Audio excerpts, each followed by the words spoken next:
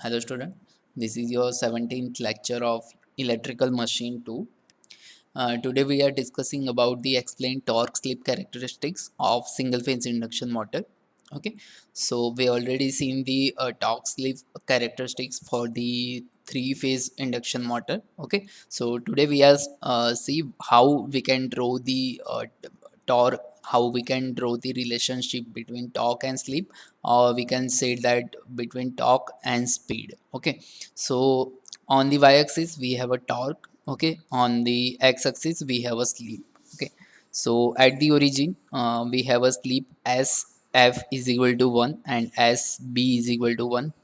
Now what is SF and SB? SF is a forward slip and SB is a backward rotating flux speed. Okay, so SF, SB both are unity at the origin, and as we move from the origin to positive side in a clockwise manner, so we have a our sleep will be vary. Okay, from 1 to 0.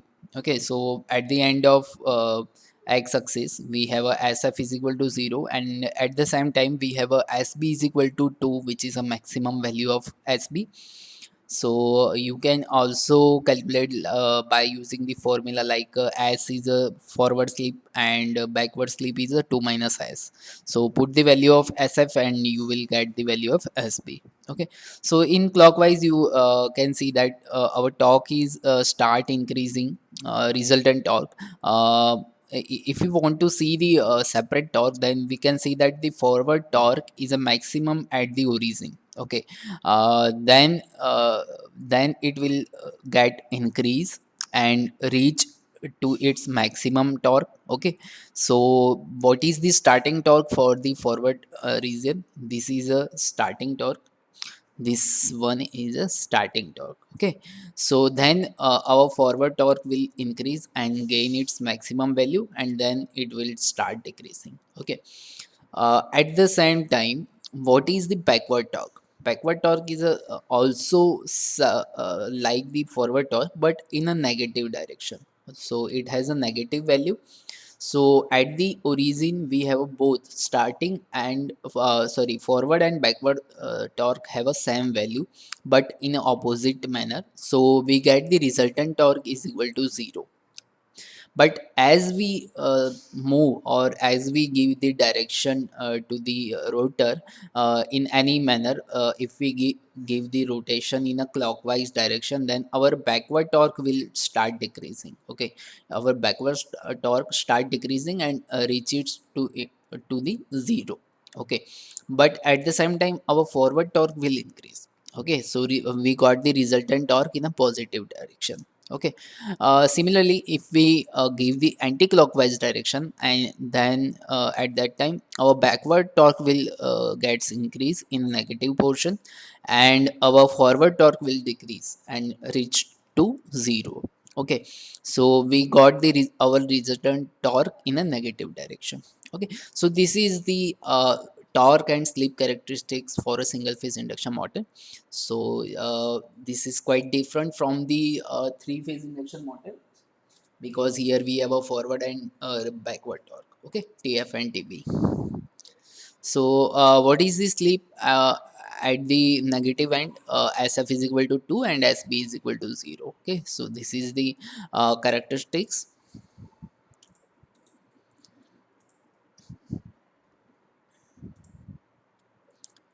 Now we have one another question: difference between single phase and three phase induction motor. So sometime examiner ask about the difference, and so at that time you have 7 to 8 points regarding the uh, different to differentiate the single phase induction motor from three phase induction motor. Okay, so first one is a simple, but don't write this that the supply is a single phase and the in three phase induction motor supply is a three phase, because it is not a differentiate point between the single phase and three phase. Definitely it is a different, but you cannot write, you are engineering student. Okay, so you don't write like this supply is a single phase, or this is only the table where all the things are listed, but you have to choose your own points, okay, and write it down in the exam. Okay. Stator has a two winding are placed main and auxiliary, and in three phase induction motor we have a three windings are placed RYB. So this is the point where we can differentiate two motors. Okay. So stator has a different construction.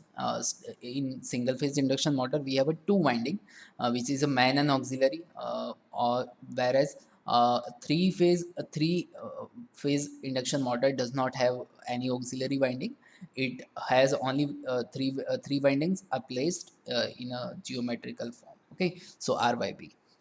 Then rotor only cage rotor use. Okay, and in three phase induction motor cage and wound both rotor can be used. Okay, so this is another difference. Features single simple in a construction, reliable and economical as compared to three phase induction motor, complex in construction and costly. Okay, so definitely because we have to do the three phase winding, so it become complex in a construction, and if it is a complex then it definitely it will cost high. Okay, but single phase induction motor is simple, so reliable, and also it is economical compared to three phase.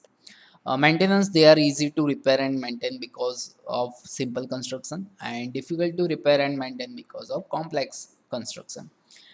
Then we have a RMF, two-phase uniform rotating magnetic field is produced, where in three-phase induction motor we have a three-phase rotating magnetic field with a constant magnitude, and in a single-phase induction motor we have a varying magnitude field. Okay, starting method not self-started, and three-phase induction motor is self-started. So you can also write this point at the beginning, because it is a very important point from the single phase and three phase induction motor point of view. Okay. Starting torque, the starting torque is low, definitely zero without the auxiliary winding, and starting torque is high even more with the wound rotor. Okay, so if we use the wound rotor then we got the very high starting torque compared to the squirrel cage. Okay, efficiency is a less, for a single phase induction motor we have a less efficient, because there are many losses occur in the auxiliary windings and in a capacitor and all. Okay, but we don't have any type of auxiliary winding and capacitor in the three phase induction motor, so efficiency is high. Okay, then power factor is low, and here power factor is high because we have a many reactive components are there in a single phase induction motor. Okay, so uh, application, they are mostly used in a domestic appliances such as a mixture, grinder, fans, compressor, etc. And three phase motors are generally used in industries. Okay, so where we have to drive the heavy loads, then at that place we use the three phase induction motor, but single phase induction motor generally used in a domestic or household applications.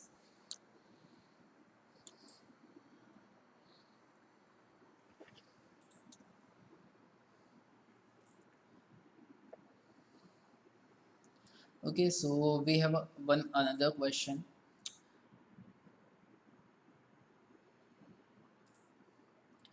which is the explain the construction and working of universal motor. So basic introduction of universal motor. What is universal motor? The universal motor is modified DC series motor. Okay, so it is a modified version of DC series motor, such that it can operate on either DC or single phase supply at the approximately same speed and output. Okay, hence the we have an advantage that we can use the in the both the supply DC as well as in a AC. Advantage of series model like a high starting torque, variable speed characteristics can obtain by applying a single phase AC supply. So how to make universal motor from a DC series motor? Okay, some we have to do some modification. Then after we got the AC motor from the DC series motor. Okay, so following are some modifications, troubles and drawbacks when single phase induction motor is applied to DC series motor. Okay, so first we see the what is the troubles. Okay, and we solve by using this trouble by using the modification. Okay, so its efficiency will poor due to the hysteresis and eddy current loss, because in DC we don't have any hysteresis and eddy current loss, but when we give the AC supply, then at that time we have a variable frequency. Okay, so due to variable frequency we uh, motor have a losses, and due to this it has a, poor efficiency. Okay, so to solve this problem we use the laminated core construction. Okay, so we change one thing that core construction is laminated. Okay, then we have a second trouble. Power factor of motor is low due to the inductive reactance of field and armature winding. So to reduce this, use the reduced number of turns and increase in thickness. Okay, so we reduce the turns and increase the thickness. We increase the thickness of the winding. Okay, then we have a sparking at the brushes will excessive due to the effect of armature reactance. In DC there is a no reaction, but in AC we have a armature reaction. So to solve the sparking problem we use the compensating winding. Okay, so after doing all these three modification, we are ready to use our series DC series motor with a single phase AC supply. So this is the construction, simple construction, two poles, and between two poles we have a armature. Okay, so this is the universal motor we can use with a DC as well as AC. The construction and connection of universal motor is similar to DC series motor with few modification. Okay, so these are the modification done. And then the universal motor are of two type. One is a uncompensated type, concentrated field, used for low power rating. Okay, so for low power rating we use the uncompensated type, but if we go for a higher rating, then definitely at that time we have to use the compensated type. Okay, so this is the difference.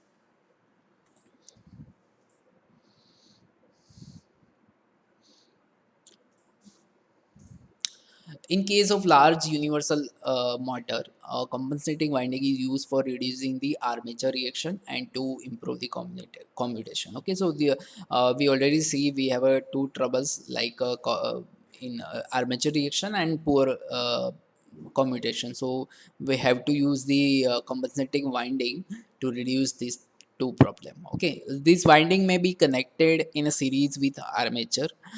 So compensated winding is connected in a series with our main winding. Okay, so armature winding, the compensated winding is placed in a slots at 90-degree with the main field axis. Okay, so now what is the how our universal motor is work. Okay, so when a current carrying conductor is kept in a magnetic field, a mechanical force act on a conductor which tends to rotate. So this is the basic for principle of the motors. Okay, in universal motors both the armature and field winding is connected in series, hence the same current flows through the armature and field. So when we connect this to DC supply, then what happen, the flux due to the field winding and the armature current produces a unidirectional torque which causes the armature to rotate. Okay, but if we apply the AC supply, then since the direction of current in the armature and field winding reverses at the same time. Okay, so because we have a series connection of armature and field winding, so whatever the current flow in the armature, same current direction will flow in a field winding. So we have a both direction changing direction, but it change simultaneously. Okay, so if we have a one direction in armature winding, then same direction will have in a field winding. So ultimately we have a unidirectional torque. Okay, so these are the this is the difference between the working of motor connected to DC supply and AC supply. Okay, but we got the unidirectional torque. So this is our ultimate goal.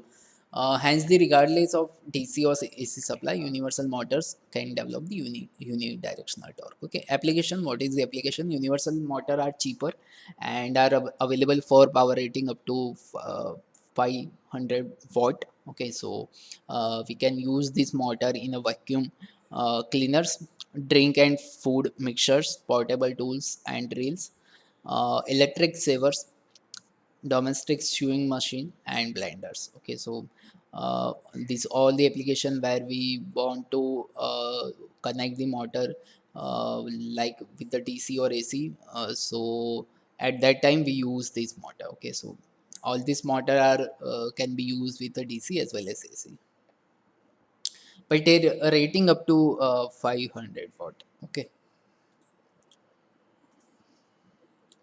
So we have another question. Explain the construction and working of repulsion motor. So in next lecture we see the what is the repulsion motor and how it works. Okay. So up to now, if you have any question, then you can comment or you can write it down in a comment box. Okay.